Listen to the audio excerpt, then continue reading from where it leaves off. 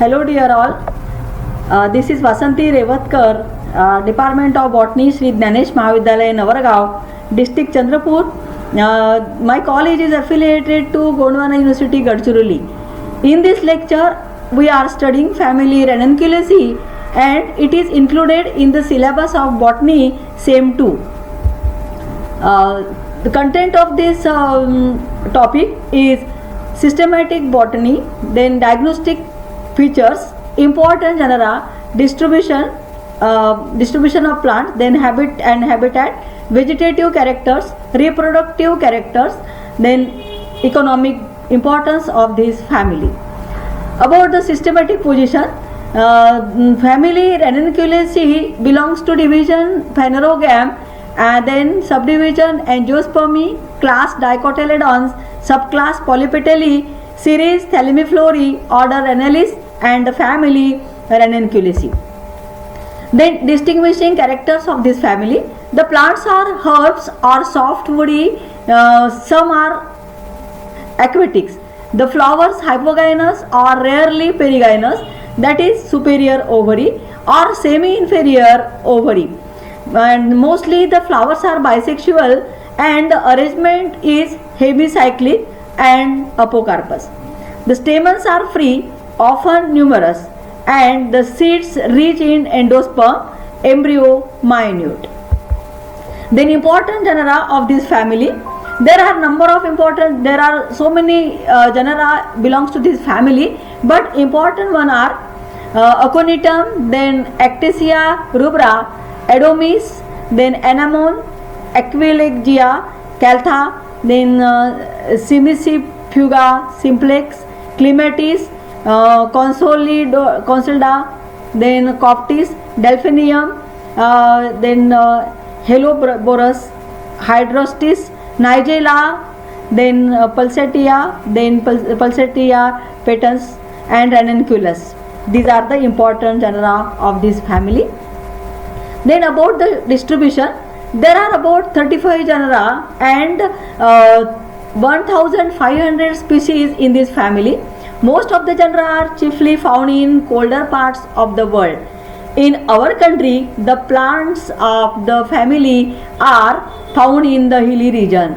The species of Clematis are found in western Himalayas up to 5000 feet, and Thalictrum javanicum is found to be distributed from India, Simla to Sikkim in India. In Britain, the family is represented by several genera. Then habit and habitat of this family. Habit, generally plants are annual or perennial herbs, undershrubs, and some shrubs are also found in this family. Species of Clematis are climbing and undershrub, and Peonia is the tree. Habitat, most of the genera are wild, but some are cultivated for their economic purposes. Vegetative characters. If we are studying the vegetative character, it includes root, stem, and leaf. We will study one by one. Root. The plants are perennating either by means of rhizomes or by tuberous roots. In many plants, primary roots perishes and is replaced by adventitious roots. These roots become tuberous and contain reserve food material in them. Then about the stem, it is herbaceous or in the form of rhizome. The leaves are alternate, exstipulate, and more or less divided. In Clematis, the leaves are opposite and compound and possess a twinning petiole. In Ranunculus aquatilis, heterophyly is seen. Heterophyly means different types of leaves, and they can be seen in Ranunculus aquatilis. Then reproductive characters. It contains inflorescence, flower, fruits. Inflorescence, generally it is cymose type. In Delphinium it is racemose, and in Clematis the flowers are solitary and axillary. Then flowers are pedicellate, rarely bracteate, bisexual, generally actinomorphic. In Aconitum, zygomorphic flowers are present. They are hypogynous, usually pentamerous. In most of the cases, the flowers possess perianth. Calyx, the flowers consist of 4 different types of whorl: calyx, corolla, androecium and gynoecium. We will study one by one. Of them, calyx, sepals 5, polysepalous, generally petaloid and deciduous. Imbricate or quincuncial estivation is found. Then about the corolla, corolla consists of 5 petals, polypetalous. Nectar is present in the base of the petal and between the petals and stamen. Estivation of the corolla is imbricate. Androecium, stamens many, polyandrous. This is the main characteristic feature of this family, and with this character is the primitive character. Then they are spirally arranged. Anthers are generally extrose and diathecous. About the gynoecium, it is generally polycarpellary syncarpous. In Actia, there is only one carpe. In Aconitum, there are 3 to 5 free carpels. Ovary superior, generally one-celled and one or more ovule in each locule or chamber. Placentation is generally marginal or basal. Usually style is short, but in Clematis style is feathery, and in Nigella there are 5 to 12 styles are also found.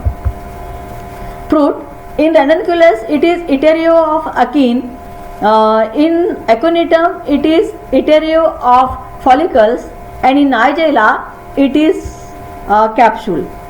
Seeds with oily endosperm we can see in here. Then about the floral formula and floral diagram. Floral formula, it is a complete flower and actinomorphic, bisexual, calyx 5 free, corolla 5 free, androecium indefinite, that is stamens are infinite in number. Also gynoecium are also number of gynoecium are carpels are seen, and they are infinite.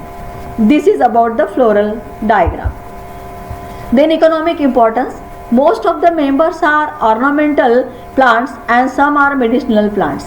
Then about the ornamental plants, Ranunculus, the species of Ranunculus are grown as an ornamental plants in the garden because of their beautiful flowers.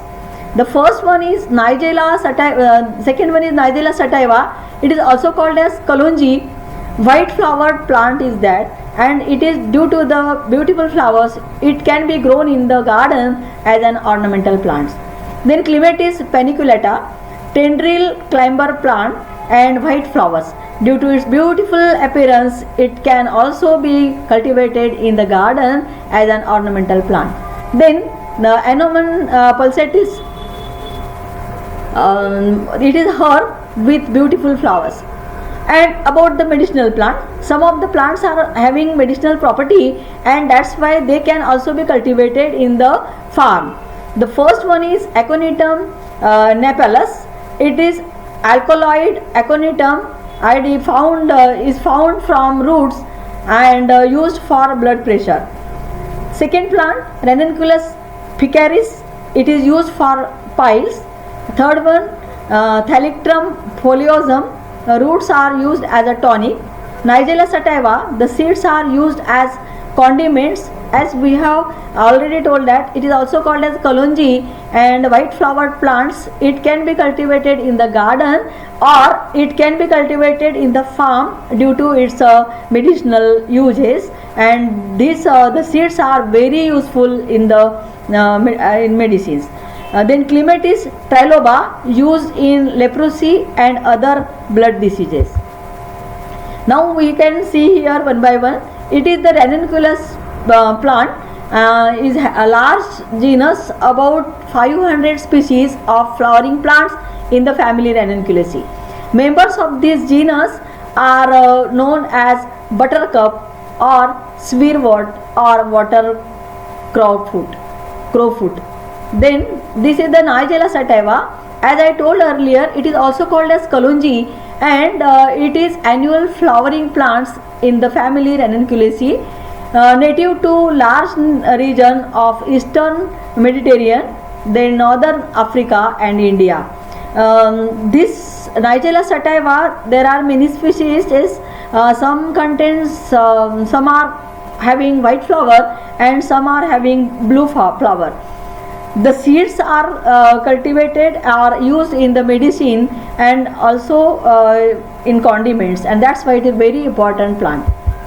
Then Clematis paniculata, a gorgeous site when covered in pure white, lightly fragrant flowers in late summer. Sweet autumn clematis become a silvery mass of fluffy seeds head in the plant. Then it is Anemone pulsatis or Pulsatilla vulgaris. This can be also grown in the garden as an ornamental plant. Then Aconitum napellus, it is the first homeopathic medicine to consider at the onset of acute crop. Usually the child who needs Aconitum napellus, Aconitum awakens.